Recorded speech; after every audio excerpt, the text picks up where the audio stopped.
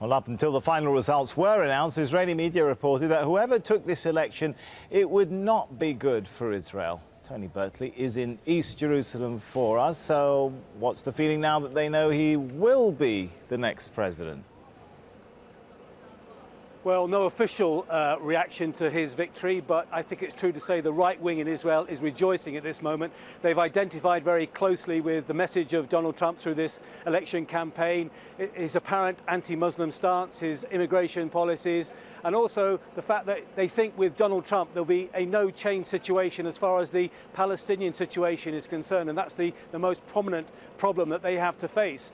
They are a little bit apprehensive, I have to say, about his sort of so-called, respect for Vladimir Putin. Putin's Russia is involved, as you know, in the war in Syria. Syria is very close to Iran, which is the enemy of Israel. So there are concerns that that could pose problems in the future. The Palestinians, who said before this result was announced that they really didn't view either candidate differently. It was the difference between Pepsi and Coke, they said. They will work with any president, they said, as long as they abide by the 1967 guidelines about the Palestinian state, and they want them to negotiate on the basis of a two-party state. But I have to say also that they don't have any faith in American governments. You may remember in 2009, President Obama made that landmark speech at Cairo University. He talked about the degradation, the humiliation on a daily basis of the Palestinians, but he also said that America would not turn its back on the Palestinians. Well, that's what they think he's done exactly for the last 7 years. They don't see Donald Trump changing that at all.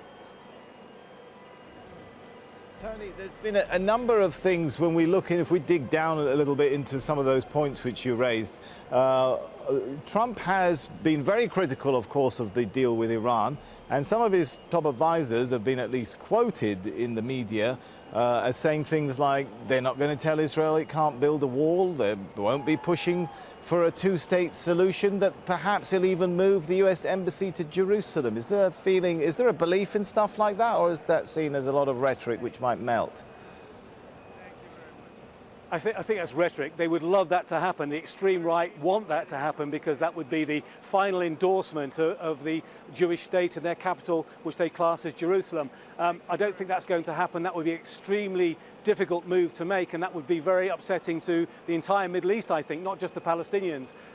We are facing a situation, they are concerned a little bit and apprehensive that President Obama not having made any initiatives in the last 7 years, and in fact, voting on the side with veto in the United Nations on the side of Israel, that may launch some initiative in the dying weeks of his administration that may help the Palestinians, may rekindle the burning flame for the two-party state. They're a bit concerned about that, but that is only a possibility. We're not sure. Now that Trump is elected, there's no comeback to him, there's no comeback to Hillary Clinton, because if she was elected, then she would have to face whatever initiative President Obama launched. So there's still some apprehension here, but I think generally the feeling here is they're very happy with the election of Donald Trump. All right, thanks. Tony Birtley there from East Jerusalem.